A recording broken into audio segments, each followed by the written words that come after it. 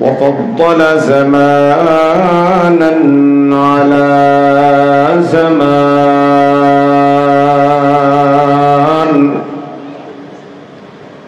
كما فضل مكانا على مكان، وإنسانا على إنسان. ونشهد أن لا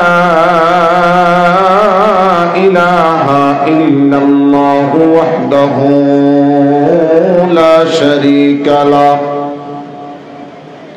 لا ضد له ولا ند له ولا مثل له ولا مثيل له.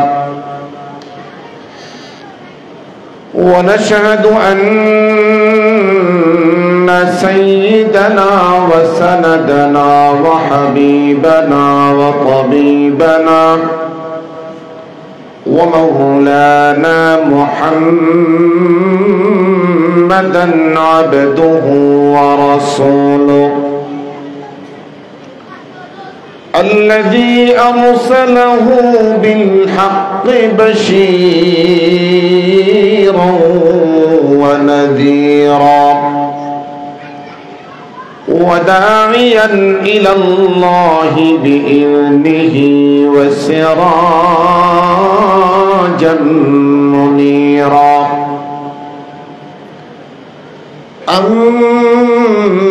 أما بعد فأعوذ بالله من الشيطان الرجيم. بسم الله الرحمن الرحيم.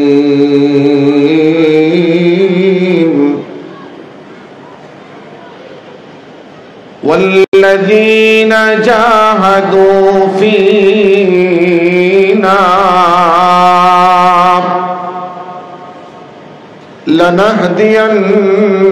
لنهدينهم سبلنا وإن الله لمع المحسنين.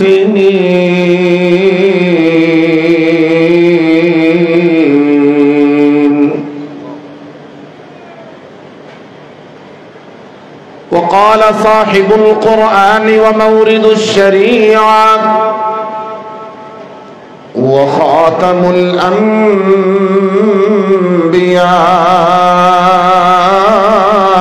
والرسل محمد بن عبد الله صلى الله عليه وسلم المجاهد من جاهد نفسه في طاعة الله،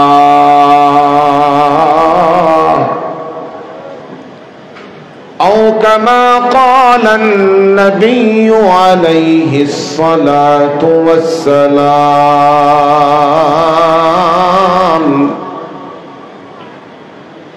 صدق الله مولانا العظيم، وصدق رسوله النبي الأمي الكريم. ونحن على ذلك لمن الشاهدين والشاكرين والذاكرين، والحمد لله رب العالمين.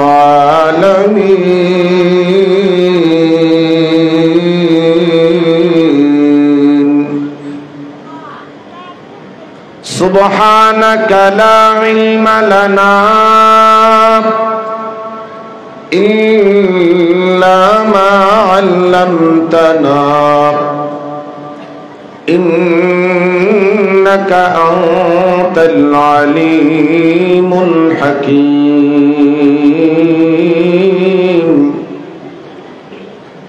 সকলে দুরূদ শরীফ পড়ুন। আল্লাহুম্মা সাল্লি আলা মুহাম্মাদ। একটু আওয়াজ করে বললে ভালো হয়, তিন দিকে লোক তো, আওয়াজ হইলে ভালো হয়। আল্লাহুম্মা সাল্লি আলা মুহাম্মাদিন ওয়া আলা আলি মুহাম্মাদ কামা সাল্লাইতা আলা ইব্রাহিম ওয়া আলা আলি ইব্রাহিম ইন্নাকা হামিদুম মাজিদ। اللهم بارك على محمد وعلى آل محمد كما باركت على إبراهيم وعلى آل إبراهيم إنك حميد مجيد। সকলে মুহাব্বত হতে বলুন বালাগাল উলা বিকামালিহি। আওয়াজ হচ্ছে না, বালাগাল উলা বিকামালিহি কাশাফাদ দুজা বিজামালিহি হাসুনাত জামিউ খিসালিহি সাল্লু আলাইহি ওয়া আলিহি বালাগাল উলা।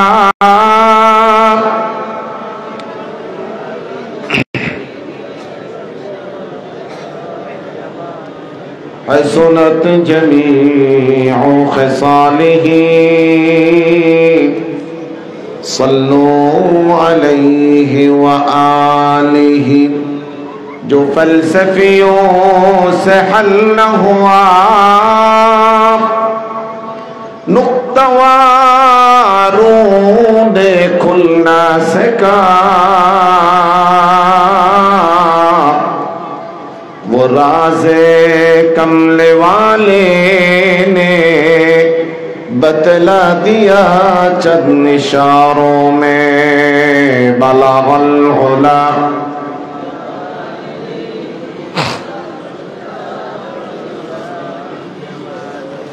حسنت جميع خصاله صلوا عليه وآله۔ وہ زمانہ میں تھے معزز حامل قرآن ہو کر، یہ زمانہ میں ذلیل و خوار ہے، تارک قرآن ہو کر بلغ العلا۔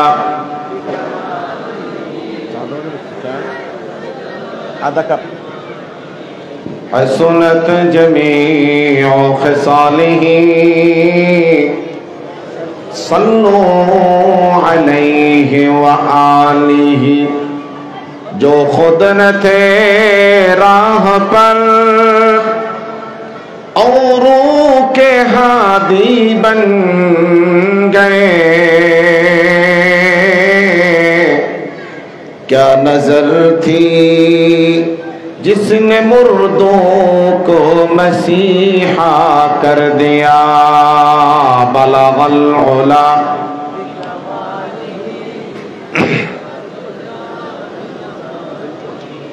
আধা কাপ কম, আধা কাপেরও কম, চা চা না চা না। জোরে সরে জিকির করুন লা ইলাহা। আওয়াজ হচ্ছে না, লা ইলাহা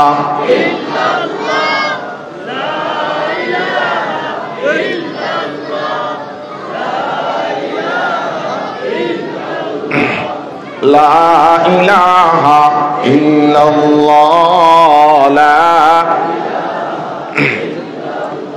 লা ইলাহা। একটু বাড়া দেন, এটা কমে গেল। লা ইলাহা ইল্লাল্লাহ, এটা বন্ধ হয়ে গেছে। লা ইলাহা ইল্লাল্লাহ লা ইলাহা ইল্লাল্লাহ লা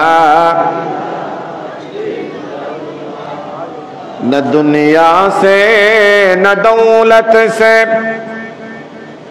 न दुनिया से न दौलत से न घर आबाद करने से दिल को तसल्ली होती है खुदा को याद करने से ला इलाहा बॉम्बे से कौन था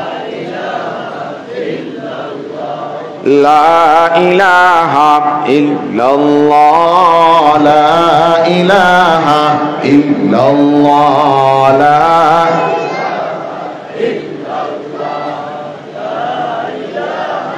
ধনে জনে প্রাসাদ তলে ধনে জনে প্রাসাদ তলে শান্তি কোথাও পাবে না আল্লাহ পাকের জিকির হলো শান্তি সুখের ঠিকানা লা ইলাহা ইল্লাল্লাহ লা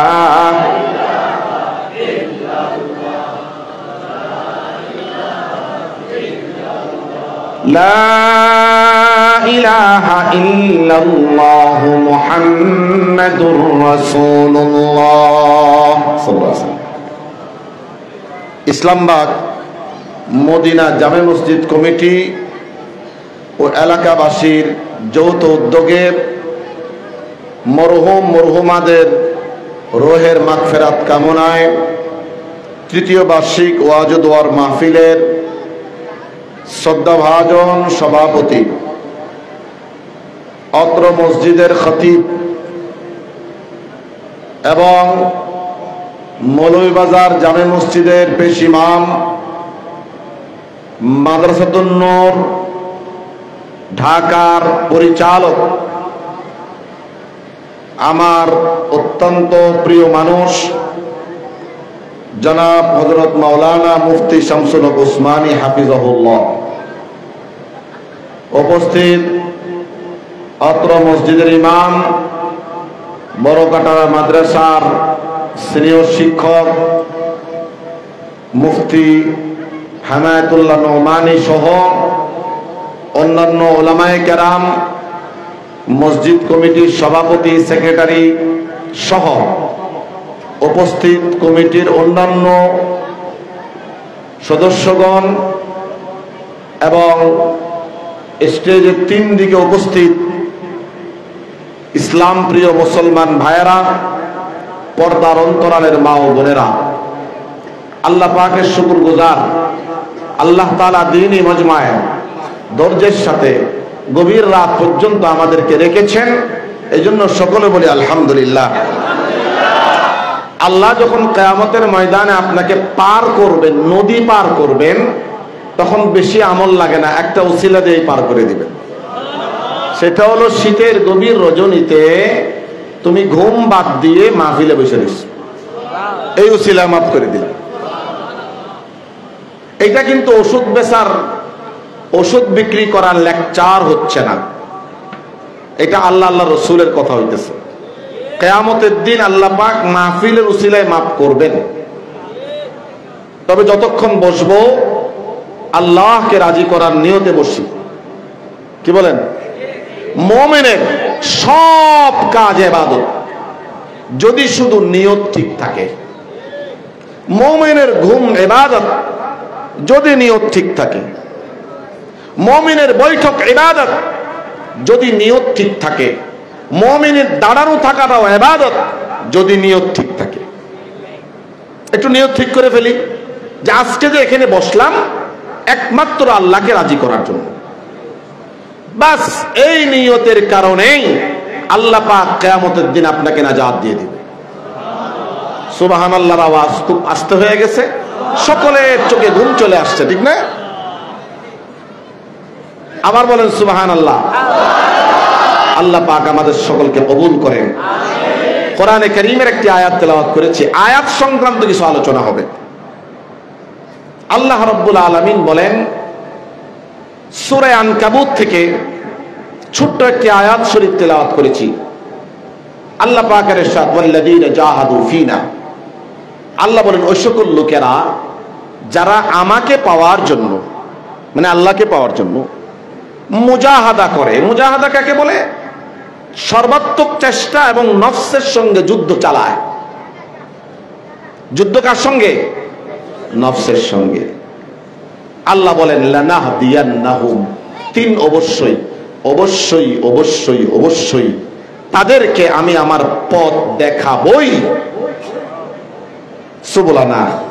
এবং যারা আল্লাহকে পাওয়ার জন্য সর্বাত্মক প্রচেষ্টার সাথে নফসের সাথে যুদ্ধ করে, হয় খোদায়ে পাকের নির্দেশ, ওয়া ইন্নাল্লাহা লামাআল মুহসিনিন,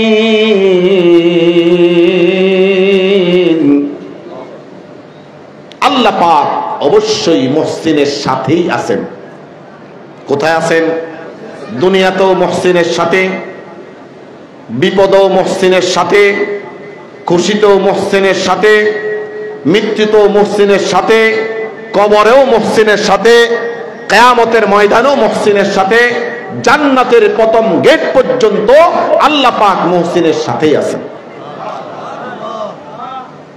তা আমরা মুহসিন হতে চাই তো? মুহসিন হতে হলে কি করতে হবে?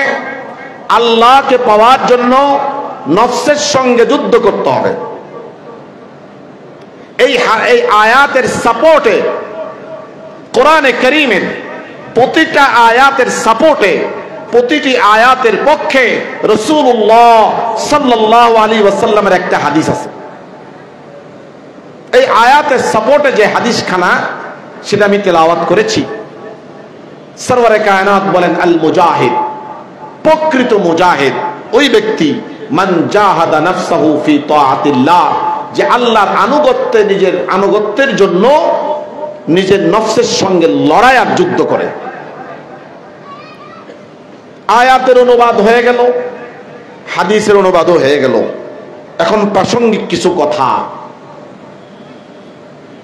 তাফসীরে কুরতুবীতে এই আয়াত নিয়ে একটা বিশ্লেষণ, একটা ব্যাখ্যা হয়েছে। মনোযোগ দিয়ে শুনবেন। কে কে হাত তুলেন তো। কিছুক্ষণের জন্য আল্লাহ পাক কবুল করেন, হাত নামান। কিছুক্ষণের জন্য মনটাকে এদিকে রাখেন। তাফসীরে কুরতুবীতে যে বিশ্লেষণ হয়েছে, আল্লাহ পাক মানুষকে যে দেহ দান করছে, দেহ, এই দেহটা একটা রাষ্ট্র। এই দেহটা একটা রাষ্ট্র। এখানে জঙ্গল আছে, এখানে নদী আছে, এখানে নালা আছে, এখানে সমুদ্র আছে, সবই আছে। এই দেহের অঙ্গ প্রত্যঙ্গ, হাত, হাত দিয়ে ধরা, চোখ দিয়ে দেখা, পাও দিয়ে যাওয়া, কান দিয়ে শোনা, জবান দিয়ে বলা, এগুলো হলো অঙ্গ প্রত্যঙ্গ। কি বলেন? এই দেহের অঙ্গ প্রত্যঙ্গগুলো দেহের কোন অঙ্গের নির্দেশে চলে, এইটা নিয়ে বিজ্ঞানীরা, হুকামা, বিজ্ঞানীরা এবং কোরআনের বিশ্লেষকরা, মুফাসসিরিনে কেরাম, তাদের মধ্যে একটু মতানৈক্য, মতভেদ হয়ে গেছে। বিজ্ঞানীরা বলে মানুষের অঙ্গ প্রত্যঙ্গ চলে ব্রেনের নির্দেশে। কার নির্দেশে? ব্রেনের নির্দেশে। ব্রেন সাজেস্ট করে, অঙ্গ প্রত্যঙ্গ চলে। ব্রেন বলে এই চোখ তুমি দেখো, তখন চোখে দেখে। ব্রেন বলে হাত তুমি ধরো, তখন হাত ধরে। ব্রেন বলে পাও তুমি চলো, তখন পাও চলে। ব্রেন বলে কান তুমি শোনো, তখন কান শুনে। ব্রেন বলে জবান তুমি বলো, তখন মুখে কথা বলে। আর কোরআনের বিশ্লেষকরা বলেন না, মানুষের অঙ্গ প্রত্যঙ্গ ব্রেনের নির্দেশে চলে না, বরং মানুষের অঙ্গ প্রত্যঙ্গ চলে নফসের নির্দেশে। কাল তো দুইটা গ্রুপ হয়ে গেল। বিজ্ঞানীরা বলে ব্রেনের নির্দেশে চলে। আর হুকামারা, বিজ্ঞানীদেরকে বলে হুকামা, হাকিমের জমা হুকামা, অর্থাৎ বিজ্ঞানীরা, হাকিম মানে বিজ্ঞানী। আর মুফাসসিরিনে কেরাম, কোরআনের বিশ্লেষকরা বলে যে না, অঙ্গ প্রত্যঙ্গ নফসের নির্দেশে চলে। এতটুকু বুঝছেন আপনারা? এতটুকু বুঝেছেন? অঙ্গ প্রত্যঙ্গ কার নির্দেশে চলে? তাহলে এখন দুইটা মত হয়ে গেল। এখন বিজ্ঞানীদেরকে জিজ্ঞেস করলো, তোমরা যে বলো অঙ্গ প্রত্যঙ্গ ব্রেনের নির্দেশে চলে, তোমাদের দলিল কি? কেউ কোনো মতামত ব্যক্ত করলে নিজস্ব মতামতের পক্ষে দলিল থাকতে হয়, প্রমাণ থাকতে হয়, যুক্তি থাকতে হয়। বিজ্ঞানীরা বলে দলিল হলো ব্রেন দেখা যায়, ধরা যায়, ছোঁয়া যায়। ব্রেন হলো মানুষের মস্তিষ্ককে ব্রেন বলে, মানে মগজ, এটাই ব্রেন। আর নফস দেখা যায় না, ধরা যায় না, ছোঁয়া যায় না। যেটা আমরা চোখে দেখি সেটাকে বিশ্বাস করি, যেটা চোখে দেখি না ওইটা আমার সাবজেক্ট না। এই জন্য আমরা বলি ব্রেন হলো হাকিম, হাকেম, ব্রেনের নির্দেশে সবকিছু চলে। এটা বিজ্ঞানীরা বলে। আর ইসলামপন্থীরা বলে যে না, নফস সবকিছুর অর্ডার দাতা। বিজ্ঞানীদের জবাব পরে দেব, আগে ইসলামপন্থীদের দলিল শুনেন। ইসলামপন্থীদের 1 নাম্বার দলিল, নফস সবকিছুর প্রধান। নফস প্রধান। 1 নাম্বার দলিল হলো নফস কাকে বলে? আল্লাহ রাব্বুল আলামিন বলেন, ওয়ায়াসআলুনাকা আনির রূহ কুলির রূহু মিন আমরি রাব্বি।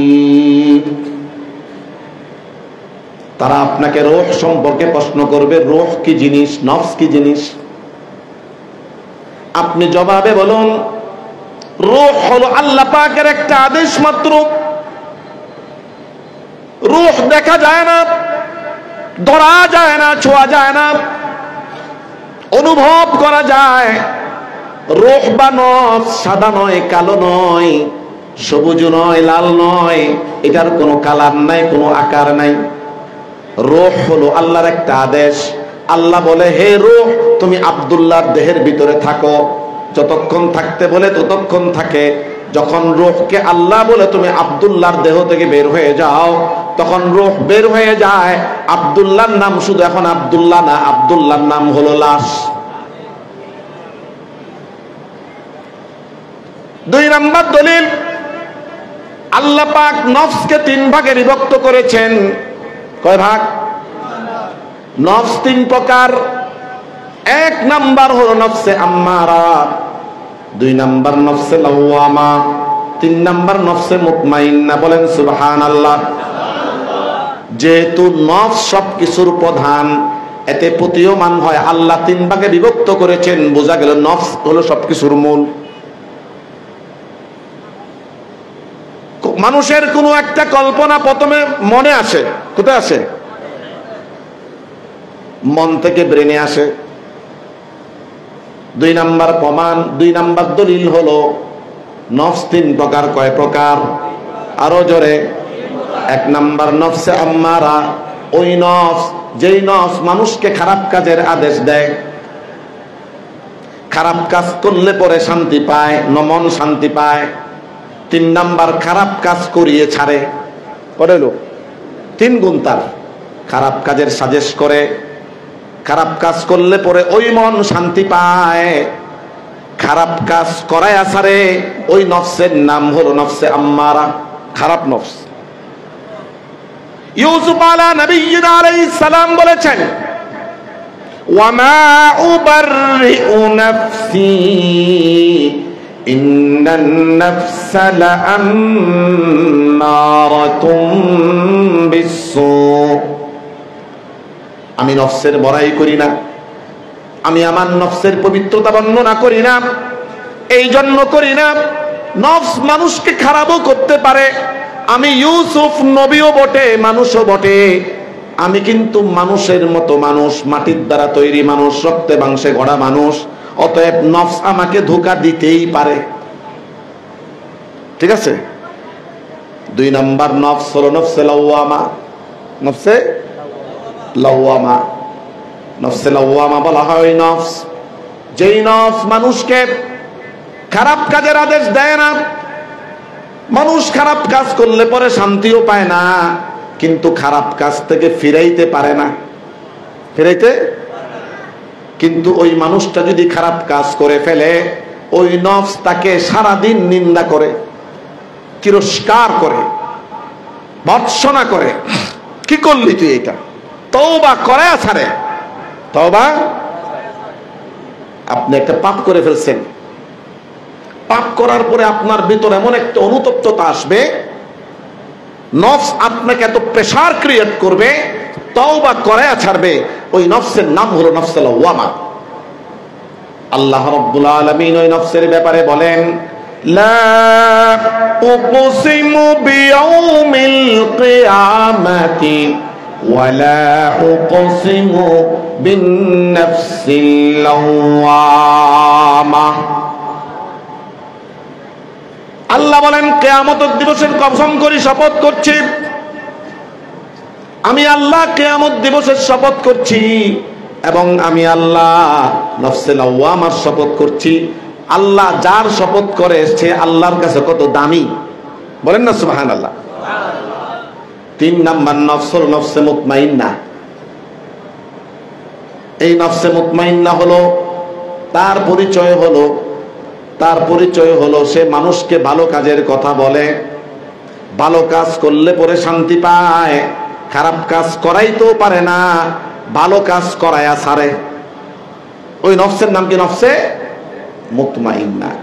আল্লাহ পাক এই নফসের ব্যাপারে বলেন, ইয়া আইয়াতুহান নাফসুল মুতমাইন্না, হে নফসে মুতমাইন্না, ইরজিই ইলা রাব্বিকি রাদিয়াতাম মারদিয়া, তুমি তোমার রবের কাছে ফিরে যাও, তুমি তোমার রবের কাছে ফিরে যাও, এমন অবস্থায় ফিরে যাও তোমার রব তোমার প্রতি সন্তুষ্ট, তুমি তোমার রবের প্রতি সন্তুষ্ট।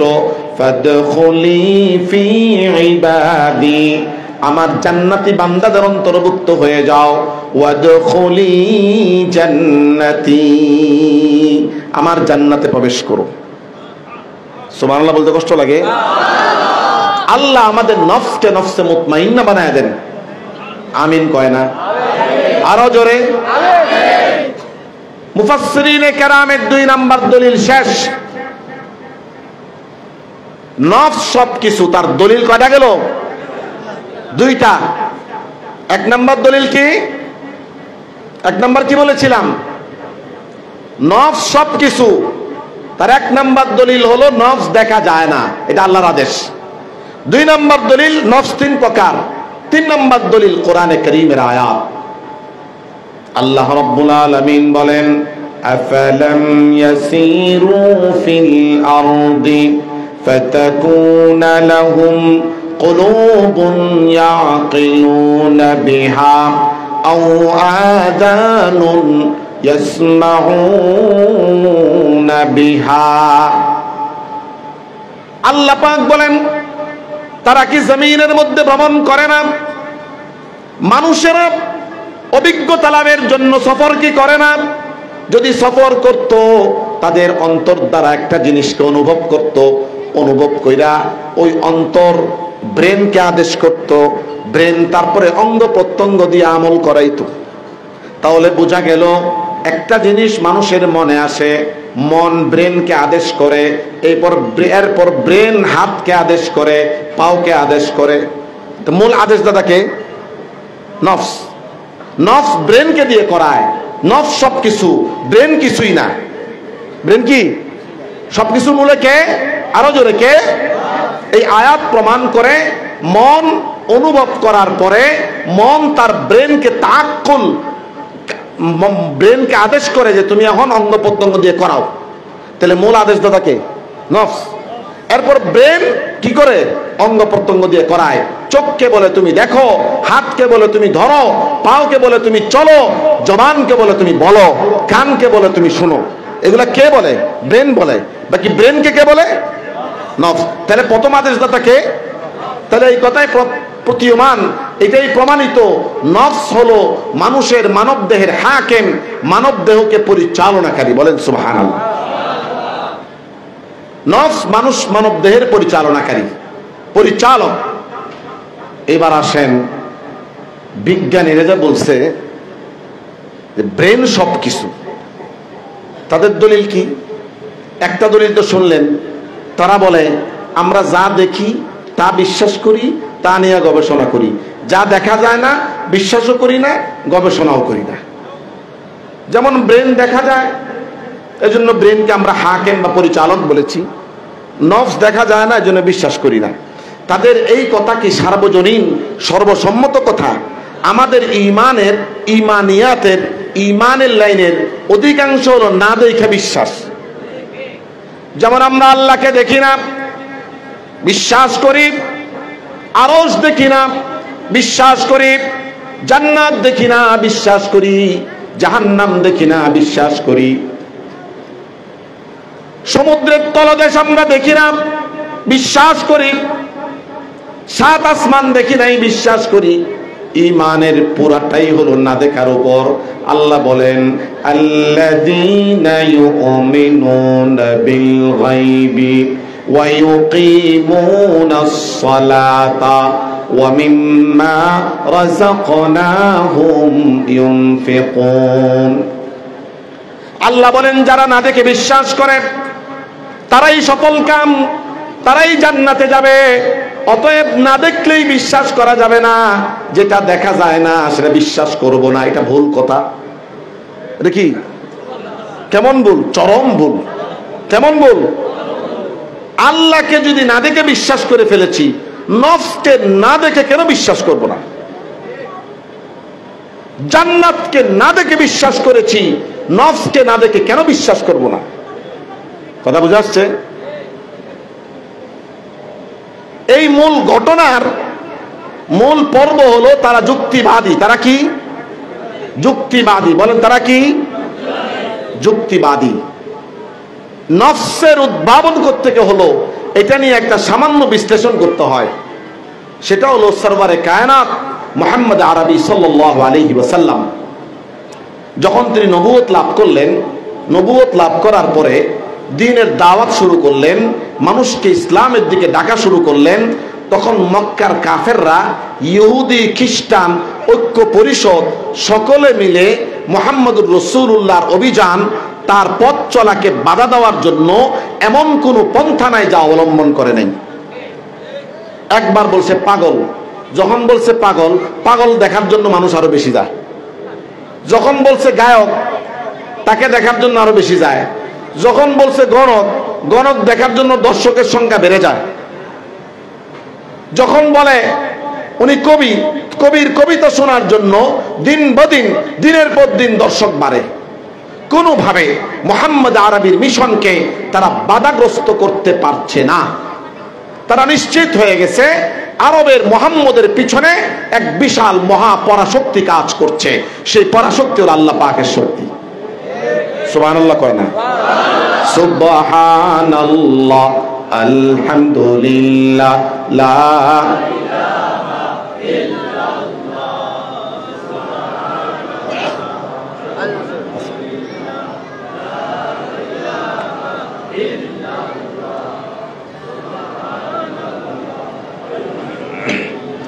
লা ইলাহা ইল্লাল্লাহ।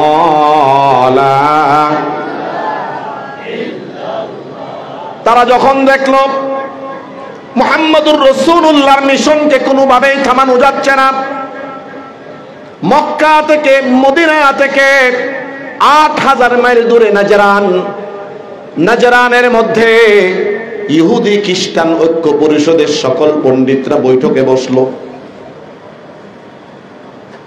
পণ্ডিত পর্যায়ের শিক্ষিত পর্যায়ের লোকেরা বৈঠকে বসলো। ইহুদি এবং খ্রিস্টানদের যৌথ পণ্ডিতদের একটা কমিটি বৈঠকে বসলো। বৈঠকে বসে তারা সিদ্ধান্ত নিল, 4টা প্রশ্ন রেডি করলো। কয়টা প্রশ্ন? এই 4টা প্রশ্ন আরবের সকল মানুষের সামনে মুহাম্মদকে করব। যদি 4 প্রশ্নের সঠিক উত্তর দিতে না পারে আমরা ঘোষণা দিয়ে আসবো সে একটা মিথ্যাবাদী, ভুয়া। বলেন নাউজুবিল্লাহ। সর্বশেষ মাইর হলো জ্ঞানের মাইর। হাতের মায়ের চেয়ে জ্ঞানের মায়ের পাওয়ার বেশি, কথা কয় না? জ্ঞানের মায়ের বলা হয় রুহানি মায়ের, আত্মার মায়ের। হাত দিয়ে একটা থাপ্পড় দেওয়ার পর ওষুধ খাইলে কালকে ভালো হয়ে যাবে। পাও দিয়ে একটা আঘাত করলে, ব্যান্ডেজ বানলে কালকেই ভালো হয়ে যাবে। কিন্তু জ্ঞানের মায়ের এমন মায়ের, এই মায়ের কোনো আঘাত শুরু শেষ নাই। এই জন্য তারা চেষ্টা করলো, বিভিন্নভাবে চেষ্টা করলাম, কোনোভাবে তাকে ঠেকাইতে পারলাম না। এইবার 4টা জটিল প্রশ্ন করি। এই জটিল প্রশ্নের জবাব যদি দিতে না পারে পুরা আরবের মধ্যে ঘোষণা দেব সে একটা মিথ্যাবাদী, ভুয়া। 4 প্রশ্ন তারা প্রস্তুত করলো। এদিকে আল্লাহ পাক আল্লাহর নবী জনাবে মুহাম্মদুর রাসূলুল্লাহ সাল্লাল্লাহু আলাইহি ওয়াসাল্লামকে সব প্রশ্ন জানায়া দিলেন। বলেন না সুবহানাল্লাহ। কারণ মুহাম্মদুর রাসূলুল্লাহর পিছনে গাইড করতেছে কে? আরো জোরে কে করতেছে? এখন আমার একটা প্রশ্ন জাগে, কোন বিদ্যালয়ে আগামী 10 তারিখ পরীক্ষা, বিদ্যালয়ের শিক্ষকরা প্রশ্ন প্রস্তুত করতেছে। এর মধ্যে কোনো একজন শিক্ষক যদি ছাত্রদের বাড়িতে গিয়া পরীক্ষার 4 দিন আগে প্রশ্ন জানায় দিয়ে আসে, তাহলে এই কাজটা ভালো না খারাপ? প্রশ্ন আউট করলো না? বিদ্যালয়ের শিক্ষা ব্যবস্থা ধ্বংস হওয়ার জন্য ওই শিক্ষকের এই কাজটাই যথেষ্ট। কি বলেন? কেমন যেন আল্লাহ পাক প্রশ্ন করার আগে উত্তর জানায় দিলেন। এটা আমার প্রশ্ন জাগে, কাজটা কেমন যেন একটু ব্যাখ্যা মনে হইল, যথার্থ নয় যে আগেই প্রশ্ন জানায় দিল নবীকে। এই প্রশ্ন জাগাটা ঈমানের খেলাপ না। আল্লাহ পাকের কোন কর্মে আপনার প্রশ্ন জাগবে, প্রশ্ন জাগাটা কি না ঈমানের পরিপন্থী নয়। এটার উত্তর আছে, উত্তর শুনবেন। আমার এই প্রশ্নের 2 জবাব। কয় জবাব? যারা মনোযোগ দিয়ে বয়ান শুনবেন তারা বুঝবেন, যারা মনোযোগ দিয়ে শুনবেন না তারা কিছুই বুঝবেন না। কথা বোঝা যাচ্ছে?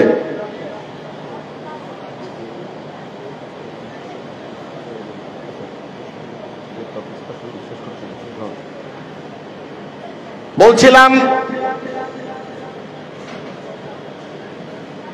এই প্রশ্নের 2 জবাব। আল্লাহ পাক কি আগেই জবাব শিখিয়ে দিছে, নগদে শিখাইছে? ব্যাপারটা বুঝতে হবে। 1 নাম্বার জবাব হলো আল্লাহর নবী জনাবে মুহাম্মদুর রাসূলুল্লাহ সাল্লাল্লাহু আলাইহি ওয়াসাল্লাম বলেছেন, উতিতু ইলমাল আউয়ালিন ওয়াল আখিরিন। আমি আমার একজন নবী, আদম থেকে শুরু করে ঈসা পর্যন্ত আল্লাহ পাক যত নবী দুনিয়াতে পাঠাইছেন তাদেরকে যত জ্ঞান বিজ্ঞান হিকমা দান করেছেন, আল্লাহ পাক সকল জ্ঞান বিজ্ঞান একত্র কইরা পুটলা বাইন্দা একবারে আমারে দিয়ে দিছে। আমি মুহাম্মদ থেকে শুরু করে কিয়ামত পর্যন্ত যত মানুষ আসবে তাদেরকে যত জ্ঞান দেওয়া হবে সব জ্ঞানগুলো একবারে পুটলা বেঁধে আল্লাহ আমারে দিয়ে দিছে। অতএব আল্লাহ নতুন ভাবে আমাকে শিখাইয়া দেওয়া লাগে নাই। তারা কি প্রশ্ন রেডি করতেছে তার ইলম আগের থেকে আমার আছে। 2 নাম্বার জবাব, আল্লাহর নবী অপর হাদিসে বলেন, কুনতু নবিয়ান ওয়া আদামু বাইনাল মাই ওয়াত-তিন। আমি ওই সময় নবী, যখন আদমকে আল্লাহ পাক সৃষ্টির পরিকল্পনা করেছেন, এখনো সৃষ্টি করেন নাই। আল্লাহ শুধু আদমকে সৃষ্টির পরিকল্পনা করছে, মাটি এবং পানি দিয়ে সৃষ্টি করবে, এর আগেই আল্লাহ আমাকে নবী বানায় রাখছে। সাইয়্যিদুল কাউনাইন খাতমুল মুরসালিন আখির আমদ বুওয়াদ ফখরুল আউয়ালিন। বলেন সুবহানাল্লাহ। তাহলে বোঝা গেল আল্লাহ পাক নতুন করে জবাব শিখায়া দেন নাই, আগের থেকেই নবীর ইলম আছে। আল্লাহ শুধু বলেছেন আপনাকে যে জ্ঞান দিয়েছে জ্ঞানের দিকে একটু মনোনিবেশ করুন, এতটুকুই বলছে। কথা বোঝা যাচ্ছে? তাহলে কি প্রশ্ন রেডি করছে, প্রশ্নগুলো শুনবেন। আমাদের দেশে কিছু লোক আছে ধর্মকর্ম পালনের কোনো বাড়াই নাই, নামাজ নাই, রোজা নাই, হজ নাই, যাকাত নাই, আইসা খালি প্রশ্ন করে। আসেনি? জোরে কোন আছে?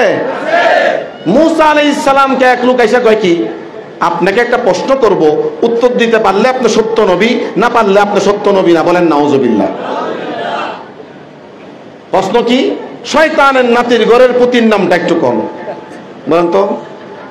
শয়তানের নাতির ঘরের পুতি, বলেন তো, নাতির ঘরের পুতি।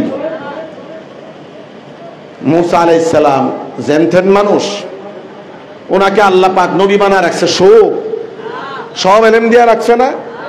মুসা আলাইহিস সালাম আল্লাহর দিকে তাকাইছে আর হওয়া পাইছি, ওই বেটা তো জায়গায় শেষ। নাতির ঘরের পুতির নাম হলো হামা। নাম কি? এক কথা উত্তর দিয়ে দিছে। নবীদেরকে কে চালায়?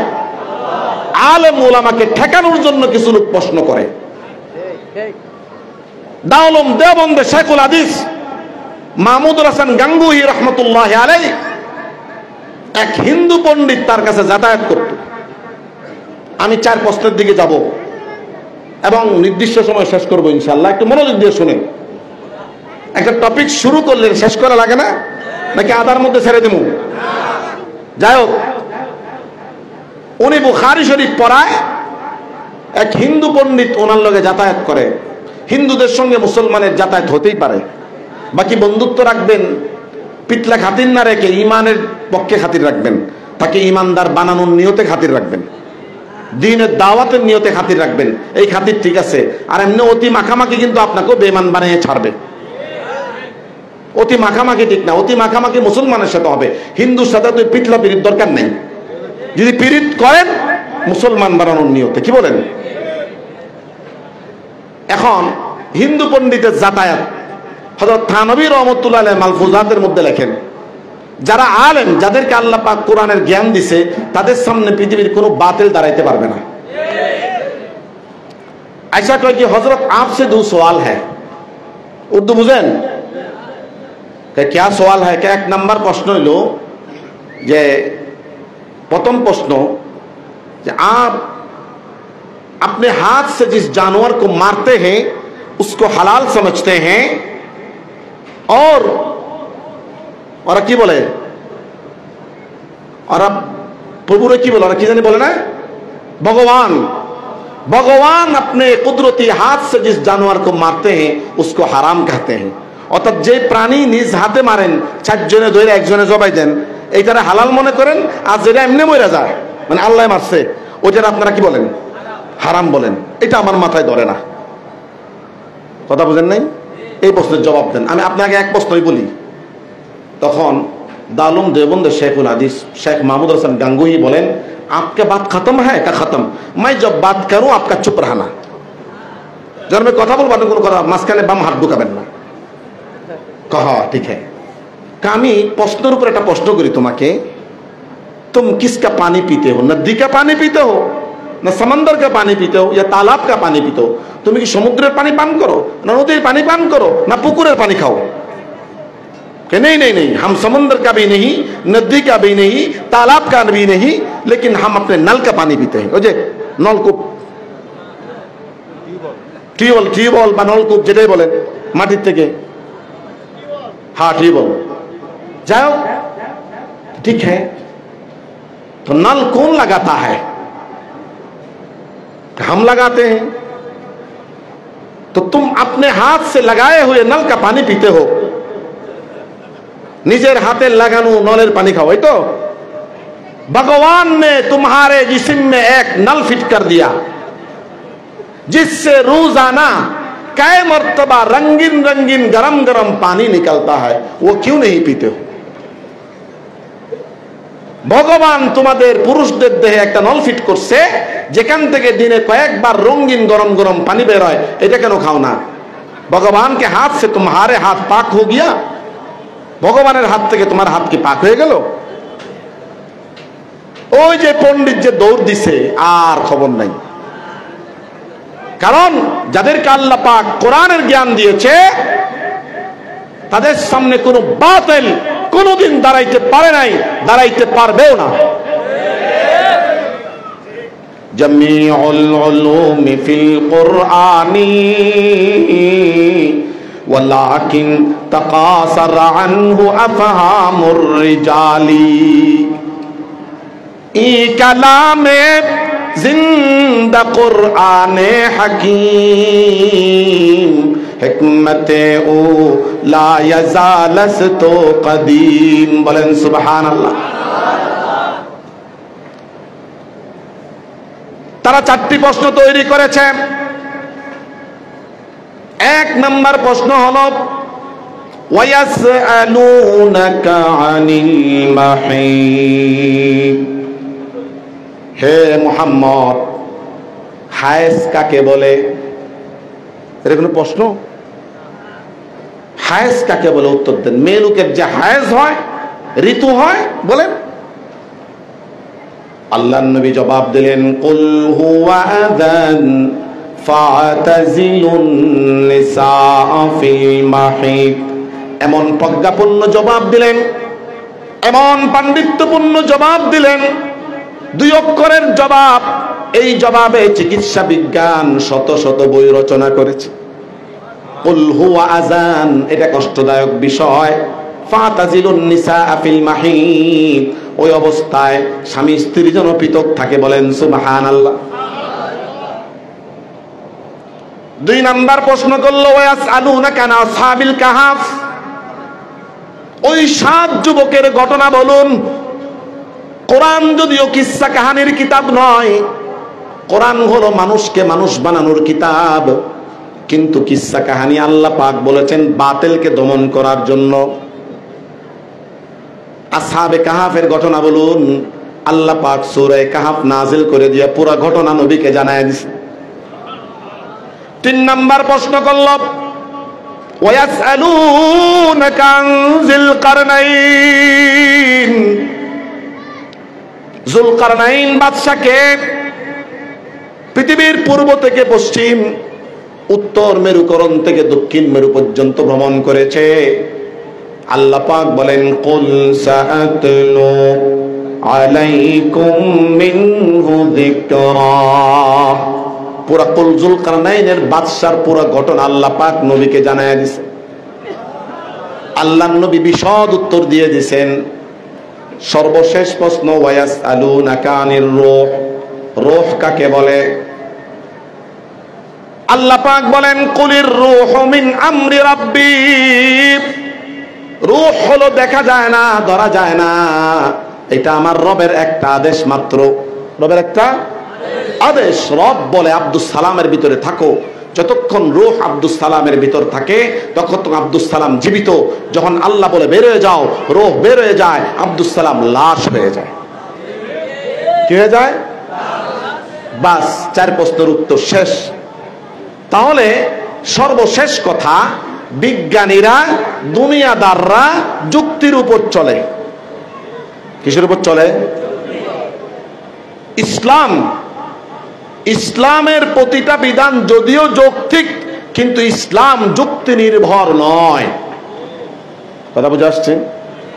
যদিও ইসলামের প্রতিটা বিধান যৌক্তিক, কিন্তু ইসলাম যুক্তি নির্ভর নয়। যুক্তিতে মুক্তি নাই। ঈমানের মধ্যে, ঈমানের প্রশ্নে, আল্লাহ এবং আল্লাহ রসুলের প্রশ্নে যুক্তির কোনো জায়গা নেই। যেমন শয়তান যুক্তি দিয়েছে। আল্লাহ বলেন আদমকে সেজদা করো, শয়তান কি দিছে? যুক্তি দিছে, খালাকতানি মিন নারিন ওয়া খালাকতাহু মিন তিন। যুক্তি হলো আমাকে আগুন দ্বারা তৈরি করেছো, আগুনের চরিত্র উপরের দিকে যাওয়া। আদমকে মাটি দ্বারা তৈরি করেছো, মাটির চরিত্র নিচের দিকে যাওয়া। আমি উপরের হয়ে নিচেকে কেন নিচা করব? আমি কেন তার সামনে ছোট হব? যুক্তি দেওয়ার কারণে শয়তান ৮০,০০০ জায়গায় সেজদা করছে। ৮০,০০০ সেজদা নয়, তাফসীর বলে ৮০,০০০ জায়গায় সেজদা করছে। আল্লাহ পাক এক যুক্তির কারণে আল্লাহর সামনে যুক্তি দিছে বিদায় আল্লাহ তাকে জান্নাত থেকে বের করে দিছে। আল্লাহ বলেছেন ফাখরুজু মিনহা ফাইন্নাকা রাজিম, জান্নাত থেকে বের হয়ে গেছে। এই জন্য যুক্তির নাম ইসলাম নয়, যুক্তির নাম ইসলাম নয়। আরেকটা ছোট্ট ঘটনা বলে আমি কথা শেষের দিকে যাব। আজকের আমার কথার খোলাসা কি? আমাদের দেহকে পরিচালনা করে কে? নফস। যুদ্ধ কার সঙ্গে? নফসের সঙ্গে পড়ব। আমাদের ঈমানের একটা অঙ্গ আল্লাহ সদা সর্বদা সর্বত্র বিরাজমান। এর কথা তর্জমা হলো আল্লাহ জমিনও আছেন, আল্লাহ আরশেও আছেন, আল্লাহ জান্নাতেও আছেন, আল্লাহ কুরসিতে আছেন, সাত আসমানেও আছেন, জমিনের সাত তবক নিচেও আছেন, আমার শাহরগের কাছেও আছেন। কি বলেন? এটার নাম ইসলাম। এখন প্রশ্ন জাগে, একটা বান্দা দিয়ে উদাহরণ দেই, আল্লাহর ব্যাপার ভিন্ন। বান্দা ধরেন একজন ব্যক্তির নাম আব্দুল্লাহ। আব্দুল্লাহ যখন মাহফিলে তখন সে ঘরে নেই, আছে? যখন ঘরে তখন মাহফিলে নেই। একই ব্যক্তি একই সময় তিন জায়গায় থাকতে পারে? যদি আব্দুল্লাহ মাহফিলে থাকে তাহলে ঘরে আর বাজারে নাই, যদি ঘরে থাকে বাজারে আর মাহফিলে নাই, যদি বাজারে থাকে মাহফিল আর ঘরে নেই, ঠিক না? কিন্তু আল্লাহর ক্ষেত্রে ব্যাপারটা আল্লাহ পাক আরশে সমাসীন। এই আয়াত প্রমাণ করলো আল্লাহ আরশে থাকেন।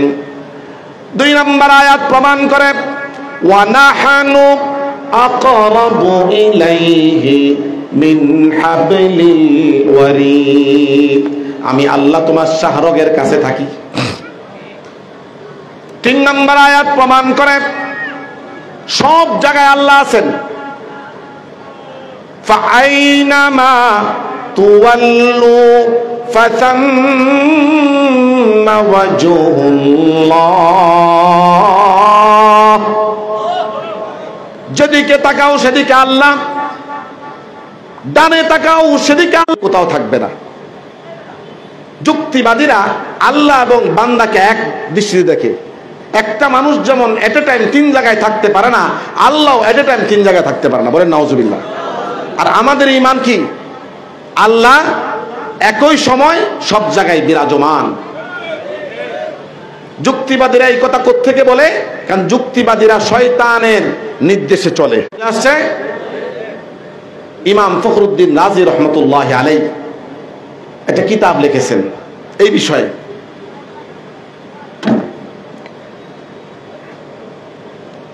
ইমাম ফখরুদ্দিন রাজি প্রমাণ করেছেন যে আল্লাহ এট এ টাইম সব জায়গায় আছেন। এটা আমার আপনারও ঈমান। কি বলেন?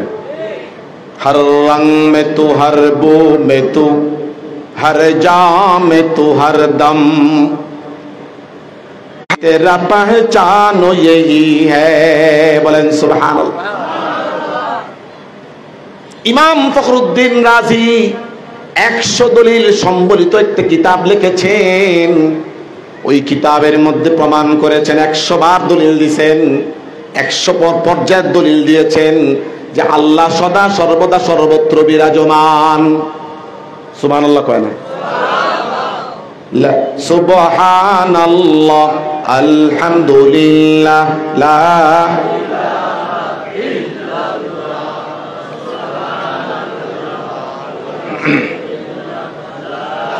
বিরুদ্ধে তুমি ইমাম রাজি কিতাব লেখছো। তোমার এখন ধরুম না, মৃত্যুর সময় ধরুম। মানুষ যখন মৃত্যু শয্যায় শায়িত হয়, শয়তান আসে ধোঁকা দেওয়ার জন্য। কি বলেন? বাবা মারা গেলে বাবার রূপ ধারণ করে আসে, এই কালেমা পড়িস না, কালেমা পড়িস না, কালেমা পড়েন বিপদ আছে। দাদা মারা গেলে দাদার রূপ ধারণ করে আসে। ওই সময় জবান দিয়ে কালেমা বেরোয়া কঠিন। কথা বুঝে আসছে? কথায় কথা আনে। যদি মুসলমান তার জবানে আল্লাহকে জপে সব সময়, শয়নে স্বপনে প্রকাশ্য গোপনে সব সময় আল্লাহর নাম জপে, তখন মৃত্যুর আগে শয়তান ধোঁকা দিতে পারে না, মুখ দিয়ে কালেমা বের হয়। এখন মুসলমান যদি জবানে গায়ক নায়ক আর খেলোয়াড়কে জপে, মৃত্যুর সময় খেলোয়াড়ের নাম বেরোইব। আমাদের দেশের যুবকরা মেসি মেসি মেসি জিকির শুরু করেনি? একটা বেঈমান নাপাক। যতবার তুমি মেসির নাম নিয়েছো, আল্লাহর নাম নিয়ে তুমি আল্লাহর ওলি হয়ে যাবে। গায়কের নাম, নায়কের নাম, খেলোয়াড়ের নাম জপো, মৃত্যুর সময় সেটাই বের হবে। এই জন্য এখন তুমি চিন্তা করো জবানে কাকে আনবা। মুসলমান, যদি তুমি আল্লাহকে জপো, আল্লাহর নাম তোমার জবানের মধ্যে নিয়ে আসো, সদা সর্বদা আল্লাহর বিধান মেনে চলো, হালাল হারাম বেছে চলো, আল্লাহ পাক আল্লাহর ওলির খাতায় তোমার নাম লিখে দিবেন। একজন আল্লাহর ওলি আল্লাহর কাছে 5টা দোয়া করছে। কয়টা দোয়া করছে? 5টা। 1 নম্বর দোয়া করছে, এক একটা দোয়া আমি বলবো, আপনারা আমিন বলবেন। 1 নম্বর দোয়া করছে, আল্লাহ আমি যখন মারা যাব, মৃত্যুর সময় আসবে, আমার জবান দিয়ে যেন কালেমা বের হয়। 2 নম্বর দোয়া করছে, আল্লাহ আমার মৃত্যুর সময় মাথা থেকে পাও পর্যন্ত যেন নবীর সুন্নত থাকে। যুবককে জিজ্ঞেস করি, দাড়ি রাখো না কেন? যুবক বলে বিয়া করি নেই। কি কয়? দাড়ি রাখো না কেন? বিয়া করি নেই। কি হুজুর পাগলের মতো কথা কোন? আমার প্রশ্ন, বিয়ের সাথে দাড়ি রাখা না রাখার সম্পর্ক কি? দাড়ি তো ওয়াজিব, দাড়ি রাখা ওয়াজিব। আর তুমি মনে করো দাড়ি রাখলে তুমি বিয়ে করতে পারবে না? মিথ্যা কথা। কোরআন বলছে মিথ্যা কথা তোমারটা। কোরআন বলছে তোমার রূহ সৃষ্টি করার সাথে সাথে তোমার সঙ্গে যার বিয়ে হবে তার রূহ আল্লাহ সৃষ্টি করছে, এবং উভয় রূহকে রুজে আজালে আল্লাহ পাক একত্র করেছেন। এরপরে কোরআন বলেছে ওয়া খালাকনাকুম আজওয়াজা, আমি তোমাকে জোড়া জোড়া সৃষ্টি করেছি। অতএব তুমি দাড়ি রাখো আর না রাখো, তোমার সঙ্গে যার জোড়া সেই আসবে, অন্য কেউ আসবে না। আল্লাহ আমাদের বোঝার তৌফিক দেন। আল্লাহর ওলির 3 নম্বর দোয়া, আমার মৃত্যুর রাত যেন সবে কদরের রাত হয়। আল্লাহর ওলির 4 নম্বর দোয়া, আমার মৃত্যুর পরবর্তী দিন যেন জুমার দিন হয়। আল্লাহর ওলির 5 নম্বর দোয়া, আল্লাহ আমি তখন মারা যাব, যখন আমাকে কবরে শোয়ানো হবে, আমার জবান বন্ধ থাকবে। কবরে শোয়া দেওয়ার পরে আমার হাড়ের জোড়া থেকে, হাড্ডির জোড়া থেকে যেন জিকির বের হয়। আল্লাহ পাক আল্লাহর ওলির 5টা দোয়ায় কবুল করেছেন। কেন কবুল করেছেন? উনি আল্লাহর ওলি ছিলেন, আল্লাহর বন্ধু ছিলেন, আল্লাহকে ভয় করতেন, আল্লাহকে হাজের নাজের জানতেন, আল্লাহ সদা সর্বদা সর্বত্র বিরাজমান, এইটা জেনেই চলতেন। এই জন্য আল্লাহর ওলির খাতায় নাম লিখেছেন। যা দোয়া করেছেন, দোয়া করার সাথে সাথে কবুল হয়ে গেছে। আল্লাহর ওলি দোয়া করেছেন, জবাবে কালেমা হো, জবাবে কালেমা হো, सर हो नबी के कदमों पर, जुमा का दिन हो शबे कदर में के अल्लाह अल्लाह अल्लाह अल्लाह अल्लाह अल्लाह अल्लाह अल्लाह जिकिर बेरिस। এই জন্য যুবককে বলি, ও যুবক, গায়কের নাম, নায়কের নাম, খেলোয়াড়ের নাম মুখ থেকে ফালায়া দাও। শয়নে স্বপনে প্রকাশ্য গোপনে আল্লাহকে ডাকো, আল্লাহ জিকির করো, আল্লাহর ওলি হয়ে যাইবা। আল্লাহর ওলি লায়া फिर जवानी ने तुझको मजनून बनाया, बुढ़ापे ने आकर फिर तुझे क्या क्या सिताया, अजल तेरी कर देगी बिल्कुल सफाया। কাটাইছো খেলাধুলার মাধ্যমে, যৌবনকাল কাটাইছো পাগলামি আর মাতলামির মাধ্যমে, বার্ধক্যকাল কাটাইছো অলসতার ব্যথার মাধ্যমে। মৃত্যু যখন আসবে 1 সেকেন্ড আগেও নয়, পরে নয়, কিছুই থাকবে না। এই জন্য একটু চিন্তা করেন মুসলমান, মৃত্যুর কোনো কাল নেই, আছে মৃত্যুর সময় আছে। আয়েশা ইমাম রাজিকে বলে, ইমাম রাজি, তুমি যে তোমার খোদার অস্তিত্ব প্রমাণ করছো আমার যুক্তির বাহিরে, তুমি এক একটা দলিল দাও, আমি যুক্তি দিয়া খণ্ডন করব। ইমাম রাজি রহমতুল্লাহ আলাইহি 1 নাম্বার দলিল দিল, শয়তান 1 নাম্বার দলিল যুক্তি দিয়া খণ্ডন করে দিল। ইমাম রাজি এর আগে আল্লাহ পাক তার কুদরতের বহিঃপ্রকাশ ঘটিয়ে দিয়েছেন। ইমাম রাজি যেখানে শায়িত সেখান থেকে 400 মাইল দূরে ইমাম রাজির পীর ও মুর্শিদ খাজা ফরিদউদ্দিন গঞ্জে শাকার রহমতুল্লাহ আলাইহি আসরের নামাজের ওযু করার জন্য খাল পারে বদনা নিয়ে বসছেন। আল্লাহ পাক জমিনকে সংকুচিত করে ইমাম রাজিকে ওনার খাল পারে লয়ে গেছে। আল্লাহর দ্বারাই ইমাম রাজিকে বলে, খাজা ফরিদউদ্দিন বলে, আল্লাহর অস্তিত্ব প্রমাণে শয়তানকে তুমি কেন দলিল দিতে গেলা? আমার রবের ব্যাপারে কোনো দলিল চলবে না। আমার রব বিনা দলিলে, বিনা নোটসে, বিনা উজরে, বিনা যুক্তিতে সদা সর্বদা সর্বত্র বিরাজমান। এই কথা তুই কেন বললি না? আল্লাহর পোস্টে দলিল দিতে গেলা কেন? আল্লাহ বিনা দলিলে আমার রব। কুসসামাওয়াতি ওয়াল আরদ ইয়াখলুকু মান ইয়াশা ইয়াখলুকু মা ইয়াশা ইয়াহাবু লিমান ইয়াশাউ ইনাসান ওয়া ইয়াহাবু লিমান ইয়াশাউ যুকুর। বলেন সুবহানাল্লাহ। আজকের আমার কথার খোলাসা, আমাদের দেহকে পরিচালনা করে নফস। যুদ্ধ কার সাথে হবে? মুজাহিদকে। আমাদেরকে নষ্টের মূল হলো নফস, মনের শয়তান। কি বলেন? জোরে কয় না? নষ্টের মূল কে? ওমর ইবনুল খাত্তাব নফসের সঙ্গে লড়াই করছে কেমন জানেন? দৈনন্দিন 200 রাকাত নফল নামাজ পড়ত। কয় রাকাত? একদিন মনে মনে কয়, ওমর শরীরটা একটু খারাপ, আজকে 100 রাকাত পড়। নফস এই কথা কেন বলল? ওই জন্যই ওমর ইবনুল খাত্তাব ওই দিন 300 রাকাত পড়ছে। এই জন্য আল্লাহর নবী বলেন, ইন্নাশ শাইতানা ইয়াতরুদু মিন উমর, শয়তান ওমরকে দেখলে রাস্তা পরিহার করে। ওমর যদি এই গলি দিয়ে আসে, শয়তান ওই গলিতে যায়। আর আমরা এমন শয়তান আমাদের কাছে আরো আমরা ডাকি। কি বলেন? শয়তান যে রাস্তা পরিহার করে। ছোট্ট একটা ঘটনা বলি। এক ইহুদি রাস্তার এই প্রান্ত থেকে মদের বোতল নিয়ে আগাইতেছে। তখন ওমর হলো রাষ্ট্রপ্রধান। ওমর রাস্তার ওই প্রান্ত থেকে আসতেছে। ইহুদি তো এখন শেষ, একটু পর আমার গর্দান মেরে দেব। ওমরের কাজ হলো ডাইরেক্ট তরবারি দিয়ে একটা মাইট দেয়, গর্দান আলোক হয়ে যায়। এখন ইহুদি তো ইহুদি। আল্লাহ পাক বিপদের মুহূর্তে বেঈমানের কথাও শুনে। যেখানে আল্লাহ বিপদ মুহূর্তে বেঈমানের কথা শুনে, সেখানে আমার আপনার ইমানদারের কথা শুনবো না আল্লাহ? ইহুদিকে আল্লাহ কয় কি, হে ওমরের রব, হে কাবার রব, যদি তুমি আমার রব না, কিন্তু এখন আমার ওই দেব দেবী, আমার ওই মূর্তি আমারে বাঁচাইতে পারবো না।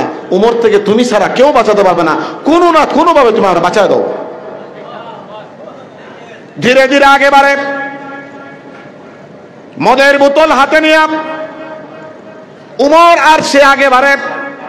যখন মুখোমুখি হয়ে যায়, উমর জিজ্ঞেস করে, তোমার হাতে কি? সে আসমানের দিকে তাকায় থাকে, আবার চোখ ফিরে দেখে যে মদের সব বোতলের সব মদগুলো দুধ হয়ে গেছে। হযরত উমর বলে, এই দুধ বিক্রি করবা কিনা? সে তো ভীত সন্ত্রস্ত, বলে যে দুধ বিক্রির ইতিহাস পরে, আগে আমার ইতিহাস শোনেন। পুরো ইতিহাস বলল। যেই রব ওই রবকে স্বীকার না করা অবস্থায় ও আমাকে তোমার থেকে বাঁচায় দিল, হে উমর আমার সঙ্গে সেই রবের পরিচয় ঘটায়া দাও। তার গোত্রের 700 লোক নিয়ে এসে মুসলমান হয়ে গেছে। আল্লাহ পাক আমাদের সকলের মধ্যে আল্লাহর ভয় তৈরি করে দেন। আল্লাহর ভয় না আসলে মুমিন হইতে পারবেন না। কি বলেন? যা বললাম বুঝছেন কথাগুলো? মুখে কাকে জপবো? জোরে জোরে কাকে জপবো? শয়নে স্বপনে গোপনে প্রকাশ্যে আল্লাহর নাম জপবেন। যুবককে বলি, যুবকদেরকে বিশেষ করে বলতেছি, 4 যুবক একত্রে খেলার আলোচনা, খালি নায়কের আলোচনা, খালি গায়কের আলোচনা, আল্লাহর নাম নাই, অথচ মুসলমানের সন্তান। আল্লাহ তাআলা আমাদের সকলকে হেফাজত করেন, সকলকে আল্লাহ পাক দ্বীনের সমঝ দান করেন। উলামায়ে কেরামের থেকে আমরা যেন দ্বীন শিখতে পারি, আল্লাহ পাক আমাদের তৌফিক দেন। ওয়া আখিরু দাওয়ানা আলহামদুলিল্লাহি রাব্বিল আলামিন।